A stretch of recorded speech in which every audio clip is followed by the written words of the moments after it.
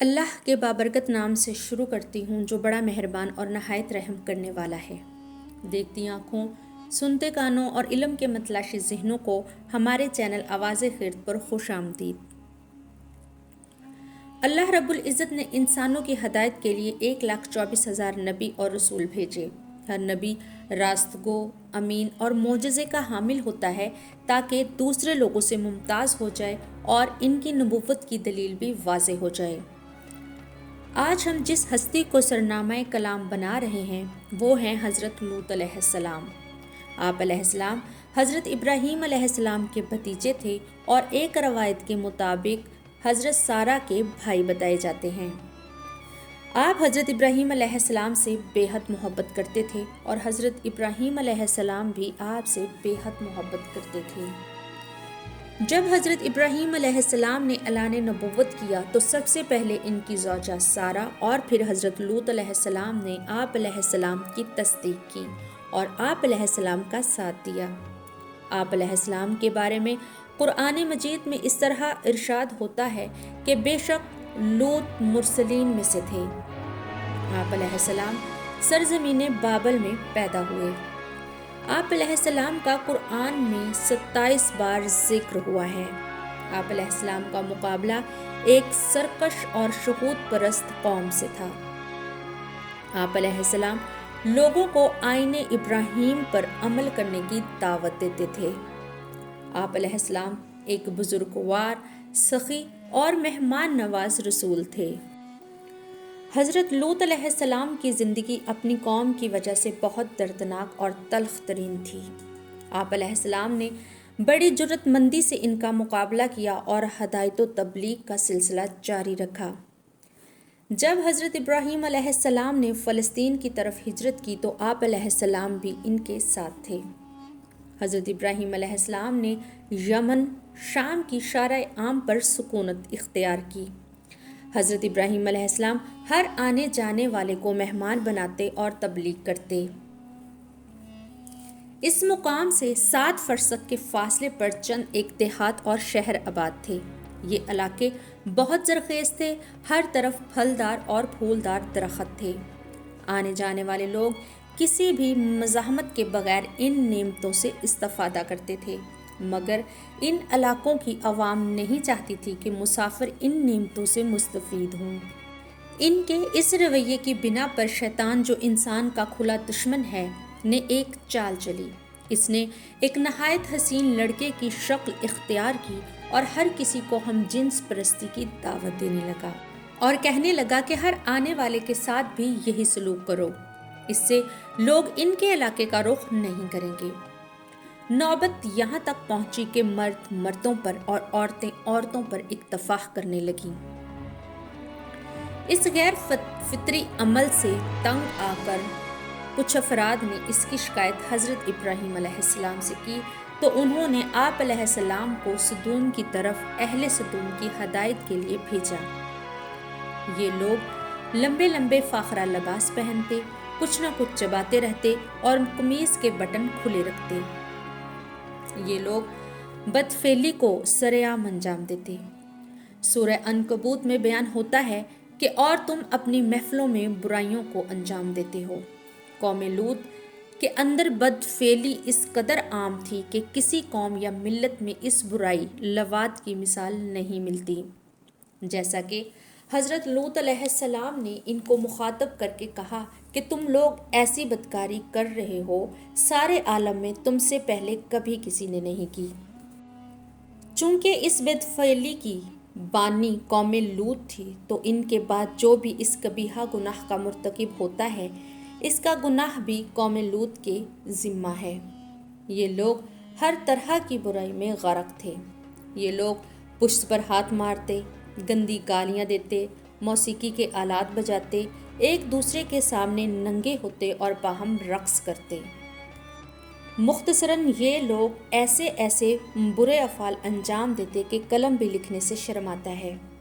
ان کی برائیوں اور غلط کاریوں کے متعلق نبی کریم صلی اللہ علیہ وآلہ وسلم فرماتے ہیں کہ ان کی برائیوں کی وجہ سے زمین نے اس قدر گریہ کیا کہ اس کے آنسو آسمان تک پہنچ گئے۔ اور آسمان نے اتنا گریہ کیا کہ اس کے آنسو عرش تک پہنچ گئے۔ اور اس کے بعد اللہ رب العزت نے آسمان کو ان پر سنگباری کا حکم دیا۔ حضرت لوط علیہ السلام ان کو جتنا سمجھاتے، ان کے تاریک دلوں پر کچھ اثر نہیں ہوتا۔ شادی اور بیاہ خواہشات جنسی کو پورا کرنے اور نسل کی بقا کا سبب ہے۔ حضرت لوط علیہ السلام نے اسی منطق کے تحت شادی کی تاکہ لوگ اس عمل کی پیروی کریں اور غلط کاریوں سے دستبردار ہو جائیں۔ اللہ نے ان کو کئی ایک بیٹیوں سے بھی نوازا، مگر وہ لوگ پھر بھی راہ راست پر نہیں آئے۔ آپ علیہ السلام کی بیوی بھی ان بدکاروں کا ہی ساتھ دیتی۔ حضرت لوط علیہ السلام اس قدر تنہا تھے کہ ان کا قریبی ترین شخص کہ جسے آپ علیہ السلام کا ہمراز، مخلص دوست اور ان کے اہداف میں ان کا مددگار ہونا چاہیے تھا، وہ بھی مخالفین کی مدد کرتا۔ حضرت لوط علیہ السلام مسلسل شب و روز امر بالمعروف اور نہی عن المنکر کرتے رہے اور ہر قسم کے مفاسد کا مقابلہ کیا۔ آپ علیہ السلام نے 30 سال تک اپنی قوم میں ڈٹ کر تبلیغ کی، ہر روز ان کو واعظ و نصیحت کرتے اور عذاب خدا سے ڈرا کر حق کی طرف رہنمائی کرتے۔ حضرت لوط علیہ السلام نے اپنی قوم سے کہا کہ تم خدا سے کیوں نہیں ڈرتے؟ میں تو یقیناً تمہارا امانت دار پیغمبر ہوں۔ خدا سے ڈرو اور میری اطاعت کرو۔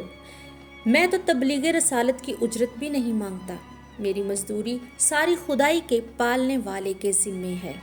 کیا تم لوگ سارے جہان کے لوگوں میں سے مردوں کے ہی پاس جاتے ہو اور تمہارے واسطے جو بیبیاں تمہارے پروردگار نے پیدا کی ہیں انہیں چھوڑ دیتے ہو، بلکہ تم لوگ حد سے گزر جانے والے ہو۔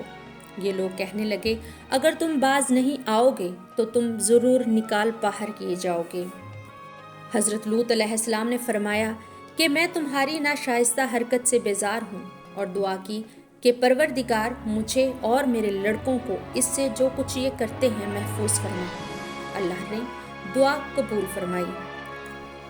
جب فرشتوں نے حضرت ابراہیم علیہ السلام کو بیٹے کی بشارت دی تو قوم لوط کے عذاب کے متعلق بھی بتایا۔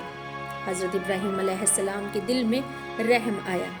آپ علیہ السلام نے فرشتوں سے پوچھا کہ اگر قوم لوط میں 100 لوگ مومن ہوں تو پھر بھی عذاب نازل کرو گے؟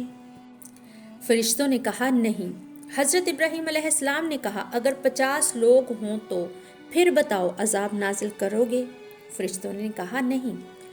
حضرت ابراہیم علیہ السلام نے کہا اگر 1 مومن ہو تو پھر کیا خیال ہے؟ فرشتوں نے کہا کہ حضرت لوط علیہ السلام ان میں شامل نہیں ہیں، ہم ان کو اور ان کے خاندان کو اچھی طرح جانتے ہیں۔ ہم حضرت لوط علیہ السلام اور ان کے خاندان کے مومن افراد کو نجات دے دیں گے۔ جب ان کو قوم لوط کے عذاب کا یقین ہو گیا تو خاموش ہو گئے، جبکہ ایک روایت کے مطابق حضرت ابراہیم علیہ السلام نے جبرائیل علیہ السلام سے کہا کہ اللہ سے رجوع کریں، تو ان پر وحی نازل ہوئی کہ اے ابراہیم ایسی بات مت کہو، حکم خدا صادر ہو چکا ہے اور یہ فرشتے ہر حال میں عذاب دینے پر مامور ہیں۔ اس بارے میں کسی قسم کی کوئی سفارش قبول نہیں ہے۔ اس سے آپ علیہ السلام کا دل مطمئن ہو گیا۔ یہ فرشتے بشری لبادہ اوڑھ کر حضرت لوط علیہ السلام کی خدمت میں حاضر ہو گئے۔ اس وقت حضرت لوط علیہ السلام کھیتی باڑی میں مشغول تھے۔ جب انہوں نے ان خوبصورت جوانوں کو دیکھا تو پوچھا کہ تم لوگ کون ہو؟ فرشتوں نے کہا کہ ہم مسافر ہیں اور آج رات آپ کے ہاں قیام کرنا چاہتے ہیں۔ حضرت لوط علیہ السلام ان کی آمد کی وجہ سے پریشان ہو گئے کہ کیا کروں، اگر ان کو مہمان بنایا تو آبرو ریزی کا خوف ہے۔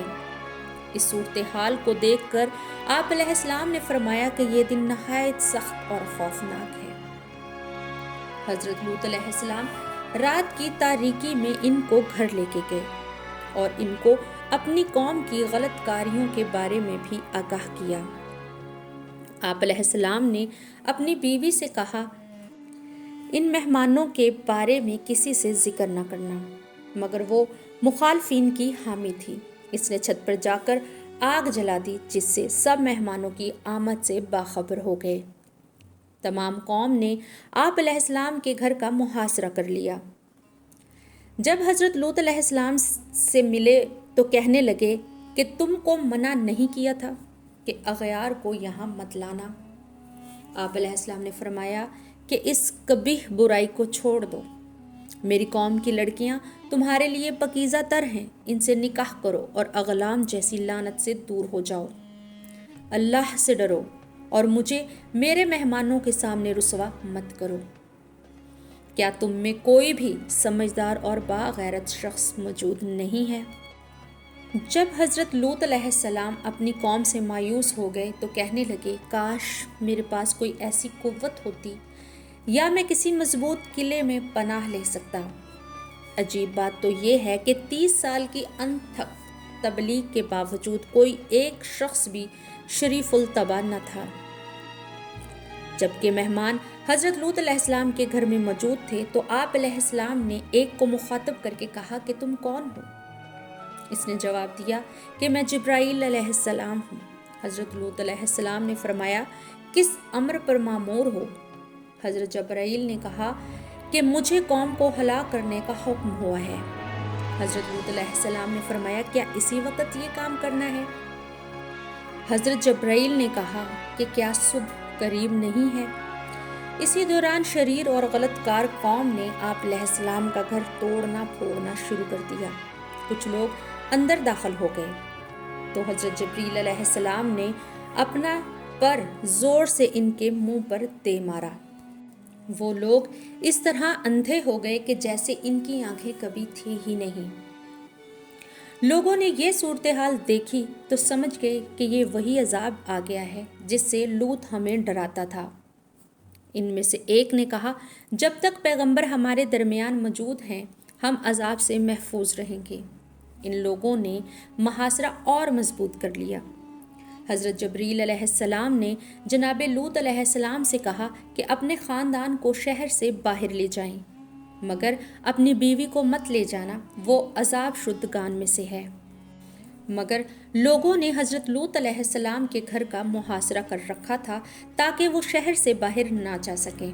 لہٰذا حضرت جبرائیل علیہ السلام نے حضرت لوط علیہ السلام کے سامنے ایک نور کا ستون کھڑا کر دیا اور کہا کہ اس نور کے اندر داخل ہو جائیں، کوئی بھی آپ علیہ السلام کو نہیں دیکھ پائے گا۔ حضرت لوط علیہ السلام کی بیوی اس واقعے سے مطلع ہو گئی تو اپنی قوم کو بتانے کے چکر میں اس عذاب کا لقمہ بن گئی۔ حضرت لوط علیہ السلام اللہ کی مدد اور رحمت سے اپنے خاندان کے ہمراہ شہر سے بحفاظت نکل گئے۔ جب طلوع فجر ہوئی تو فرشتوں نے اس شہر کو قوم لوط پر الٹا دیا اور وہ لوگ تباہ و برباد ہو گئے۔ اللہ رب العزت سورہ توبہ میں ارشاد فرماتے ہیں، کیا ان لوگوں کے پاس ان سے پہلے والے افراد قوم نوح، عاد، سمود اور قوم ابراہیم، اصحاب مدائن اور الٹ جانے والی بستیوں کی خبر نہیں آئی، جن کے پاس ان کے رسول واضح نشانیاں لے کر آئے اور انہوں نے انکار کر دیا۔ خدا کسی پر ظلم کرنے والا نہیں ہے، لوگ خود اپنے نفس پر ظلم کرتے ہیں۔ قرآن مجید میں داستان لوط علیہ السلام کے ذکر کا مقصد عبرت، خوف خدا، گناہوں سے دوری، گناہوں کے انجام سے آگاہی اور دنیا و آخرت میں عذاب الہی کے بارے میں غور و فکر کرنا ہے۔ ارشاد قدرت ہے کہ ہم نے قرآن کو نصیحت کے لیے آسان کر دیا ہے، تو کیا کوئی نصیحت حاصل کرنے والا ہے؟ سامعین، اس واقعے کے بعد حضرت لوط علیہ السلام ایک مدت تک زندہ رہے اور بالآخر خالق حقیقی سے جا ملے۔ ان کا مرکز اطہر کفر بیک میں مسجد خلیل سے 3 میل کے فاصلے پر ہے۔ وہاں پر 60 انبیاء کے روضے بھی ہیں۔ آپ سے گزارش ہے کہ اپنے بچوں اور گھر والوں کو ایسی مذہبی معلومات سے آگاہ کریں تاکہ اللہ تعالیٰ کے پسندیدہ مذہب اسلام کی تعلیمات پر عمل کر کے دنیا اور آخرت میں کامیاب ہو سکیں۔ اللہ ہمیں دنیا و آخرت میں کامیابی و کامرانی عطا فرمائے، آمین۔ اللہم صلی علی محمد و آل محمد وما علینا الا البلاغ المبین۔ اگلی ویڈیو تک کے لیے اجازت چاہتی ہوں، اللہ حافظ۔